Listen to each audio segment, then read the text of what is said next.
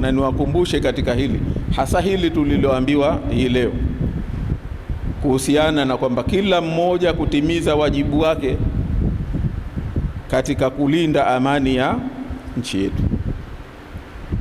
Kwa sisi nchi yetu ni muhimu amani, kwa sababu ikitokea siku sisi Wazanzibari tukagombana, basi wapo watu ambao wanasubiri hilo tugombane. Wao wana shida nayo sana hii Zanzibar, kwa sababu wao wanaijua maana yake nchi yetu.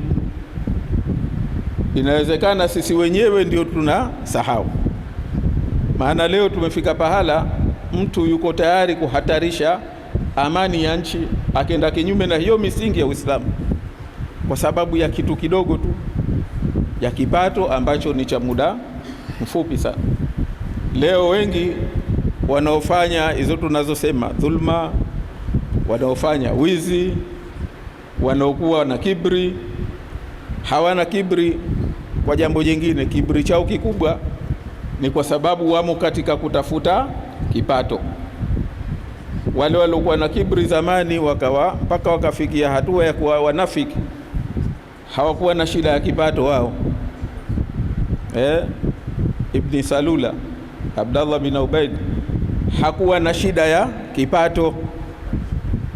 Shida yake ni nini? Wasta. Shida yake ni ulwa ilikuwa.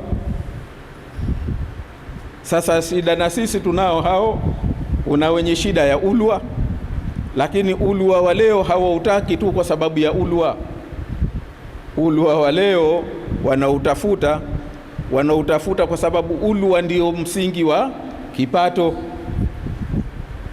Na tunaona Muislamu kwamba yuko tayari aache yote, apigane, agombane na wenzake, anyang'anye, aghushi, kwa sababu apate ulwa. Tena hata mkubwa, mtu anaweza kuwa ulwa wa usheha tu,